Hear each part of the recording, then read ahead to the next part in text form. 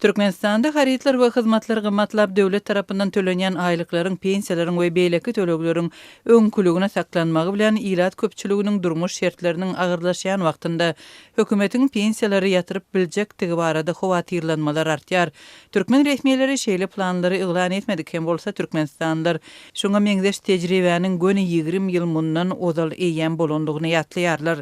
Soňky wagtlarda ýyl içinde ýurtda hökümet tarapyndan ilata kanun taýdan kepillendirilen sosial üçünçülüğün geriminin gysgaldyljak baradaky gürrüňler köp edilýär diýip Azatlygyň habarçylary belliýärler. Hökümete yakın habar seriştelerinin dünya yurtlarındaki pensiya üçünçülüğü baradaky tarapy videoları ilat arasında köp soraglar döredýär. Dip habarçymyz bilen pikirini paýlaşan Aşgabatly ýaşaýjy aýtdy. Şu aýda sosial ulgamlarda başga döwletleriň öz raýatlaryna pensiya bermeýänligi barada maglumatlar peýda bolup başlady. Hususan da TM Kars Info Instagram kanalynda ýanwaryň ortalarynda çap edilen videoda başga ýurtlarda pensiýalaryň döwlet tarapyndan däldi raýatlaryň öz hasabyna işlän döwründe geçiren pullarynyň hasabyny berilýänligi aýdyldy. Dünyanın köp yurtlarına devlet tarafından belirlenilgen yaş boyunca pensiya yok. Onun yerine ihtiyaçlanırsa ve toplama esaslanyan ulgamlar işleyen. Emma soň bu maglumat öçürildi. Türkmenistanyň hökümeti raýatlaryň ýaş boýunça pensiýalaryna degişli hiç hili planlaryny iglan etmedi. Döwlet mediasynda hem bu mesele gozgalmady. Emma pensionerleriň aladalary şu ýylyň başynda aýlyklar, pensiýalar we tölek pullary ýokarlandyrylman öňkülügine galmagynyň arasynda güýçlenýär. Hökümet ozalky ýyllarda bolşýaly pensiýalary we aýlyklary 10% ýokarlandyrmak düzgünniň ýatyrlandygyny öňünden ne iglan etdiğini de düşündirdi. Emma tölekleri her ýyl köpeltmek boýunça ozalky tejribäni ýatyrmak meselesi häkimetler derejesinde geçen ýylyň sentýabr aýynda ortağa çykaryldy. Halk maslahatynyň meclisinde şeýle teklip gatnaşyjylar tarapyndan seslendirildi we halkyň ýaşaýyş durmuş şertleriniň ýokarlanmagy bilen düşündirildi. Şol teklip hökümet tarapyndan resmi derejede agdalmazdan durmuşa geçirildi. Türkmen pensionerleriniň ýagdaýy geçen tomsyň başynda agyrlaşypdy. Birnäçe aýlap pensiýalar gijikdirilipdi we munyň sebäbi hem düşündirilmändi. O jepsiz pensiýasyna zordan gün görýän ilata resmi düşündürüş bermeň ýerine döwlet telewizionyasy şonda bankomatlaryň öňünde duran we puly maňlaýyna silýän garrylar görkezdi. Habarçylaryň sözlerine görä häzir ýurdun dürli sebetlerinde ilat köpçüligi dürli kärlerde zähmet çekýän raýatlar, işsizler, maýyplar, şäher we owa ýaşaýjylary, şeýle-de ýaşlar hem pensionerler ýurtda sosial üçünçüliginiň gysgaldylmagyndan howatyrlanýarlar we alada galýarlar.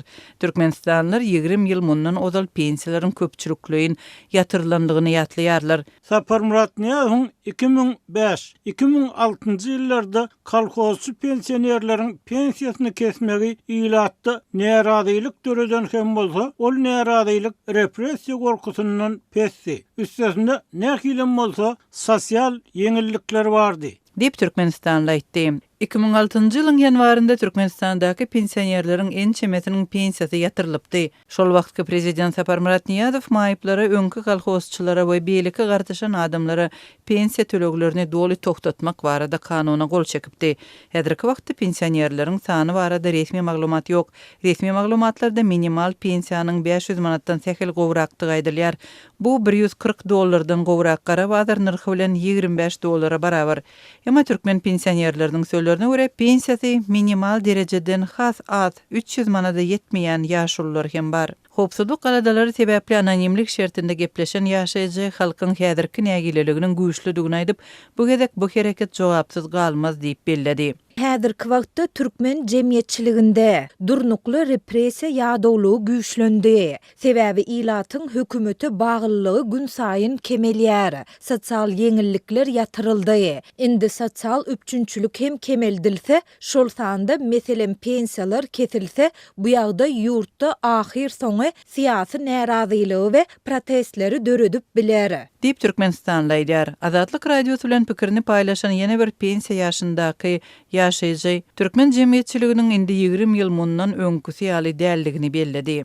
Adamlaryň pikir garaýşlary nähilem bolsa üýtgedi. Öňküler ýaly total we ählumumy gorky tutuş ilaty tabyn edip bilenok. Saglygyny, çağalaryny, gelejegini, atenesini, maksat muradyny ýitiren, soňunda hem soňkuja pensiýa kömek pulundan doly mahrum edilen halk ahyr soňy protest etmäge mejbur bolar. diýip marly pensioner ene habarçymyz aýtdy. Şol bir wagtyň özünde habarçylarymyz bilen gürrüňdeş bolan türkmen häkimetlerine ýakyn bir näçe ygtybarly Çeşme ýurtda Gurbanguly Berdimuhammedowyň gyzy Oğuljahan Atabaýewanyň ýurduň 4-nji prezidenti edilip bellenmegine taýýarlygyň görülip başlanandygyny aýdýarlar we pensiya reformasynyň hem syýasy planyň bir bölegi bolup bilmegini çak edýärler.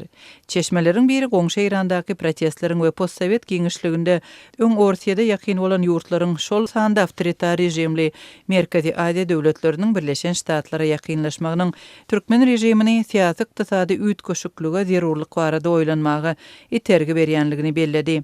Mecburi açılmak we goňşy ýurtlar bilen gatnaşyklary iş ýüzüne ýola goýmagyň çykgynsyzlygy türkmen rejimini gelecek strategiýasy barada oýlanmagy we tizlik bilen çykalgy gözlemägi terýär. Şol çykalgy hem şuň gününe nowatdaky prezident saýlawlaryna Serdar Berdimuhammedow derek onuň aýarlygyny Oğuljahan Atabaýewany saýlamak bolup durýar. Bu möhüm syýasy wezipäni durmuşa geçirmek üçin bir näçe syýasy oýunlar planlaşdyrylýar.